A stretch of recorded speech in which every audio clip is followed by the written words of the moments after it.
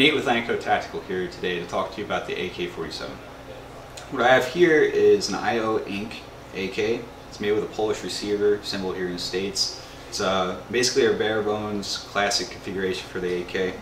It doesn't have the Soviet style scope mount rail on the side. It's chambered 7.62 by 39 and has a 16-inch barrel. So as you see, it has wood furniture, stamped receiver. It's basically as simple as you can get for an AK.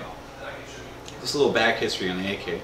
The AK is the most prolific weapon on the face of the earth. You have over 100 million AK-47s manufactured in the last 60 years. It's manufactured by over 56 different countries, and there's over 150 variants of the weapon system. It's featured in a couple of nations' flags and a couple of nations' currencies. So to some it's a symbol of freedom, and to other people it's a symbol of terrorism, right? So the thing about the AK-47 is they wouldn't have made 100 million of them if it wasn't a decent gun. It's a very simplistic weapon, and it's a great first rifle. If you're looking to get into the black rifle or to semi-automatic military style rifles, this would be a great start. So with the AK, what you're looking at is about 6.5 pounds in standard configuration. It is a lightweight, semi-automatic, gas-powered, air-cooled weapon. Has a 30-round magazine, but you can also get 20-round tanker magazines. You get 75-round drums, you get 100-round drums. A lot of options with that, right?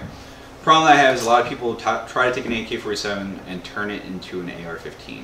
It's a completely different weapon system, and it has its own manual of arms. It's a great weapon in its own configuration.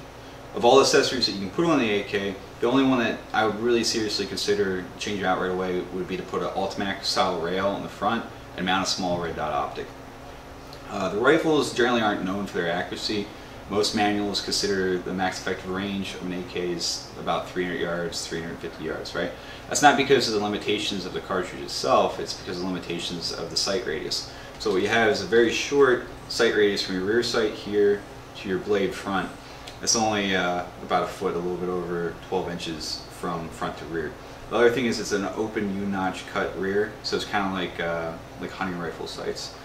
You're not going to get the same accuracy out of it that you would with a peep sight rear. So because of the limitations of the iron sights, it's going to greatly reduce your ability to engage a target at extended range. It's actually going to limit your ability to engage a target at close range with speed. So by swapping this out for a red dot, you're going to increase your shot group. You're going to shrink your group down a little bit. You're going to be able to engage targets as far out as 500 meters.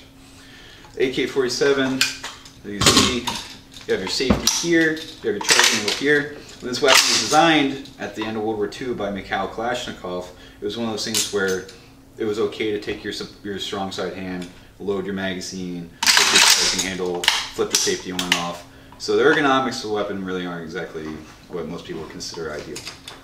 Trying to engage the safety quickly is kind of a pain. The only thing you can do is just take your whole hand, swipe the safety off, and then engage your trigger. You can't click it on and off like you can with an AR-15. What a lot of people do is they actually carry the weapon, the magazine inserted, fully loaded, no round in the chamber, and then on contact, they'll stroke the bolt with their support hand. It's actually an easy weapon to shoot left-handed because your charge handle is on your right-hand side. You can change out your magazine, charge, and go back and fire. So the AK is basic groups. You just go ahead and take the dust cover off the weapon. You take your recoil spring out there, your bolt slides out, and that's as far as you have to go to disassemble a weapon. 6.5 pounds of sheet steel and plywood made by children for children. So the whole idea behind the weapon was they wanted to have a rifle that you could take a 17-year-old illiterate conscript from the Ural Mountains and teach them how to disassemble and utilize this weapon in about 20 minutes. So that's the merit of the system. You can take this gun, take a handful of dirt, throw it in there, put your weapon back together, and it'll fire even completely covered in mud and dirt and ice and everything else. So that reliability obviously is a feature that people want in their rifle. I asked an Iraqi sergeant one time how to clean an AK, and all I did was take a rag, wipe it down with kerosene. He didn't even open the gun up or touch the inside of the weapon. I asked a first sergeant in Mozambique how to disassemble and clean an AK, and all he did was take the bolt out, took a shoestring, had some knots tied into it, and then soaked it in kerosene, which apparently is like the CLP of the third world, and pulled it through the barrel just to clean his barrel out. So Mozambique Beacon's got an edge on the Iraqis when it comes to maintaining their weapons, but moral of the story is that you don't really need to maintain this weapon as long as it's pretty much free of debris. It's going to function. I personally found an AK one time in Iraq that had the bolt rusted shut, and all I did was take the weapon, take the bolt open, and clear the chamber that way. We fired the weapon later on in the day, so it's been sitting there in the desert for who knows how long, and still functioned perfectly.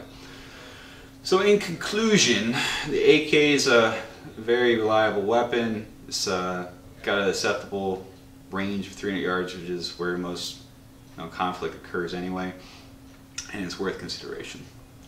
So that's all I got for today. Have a good day.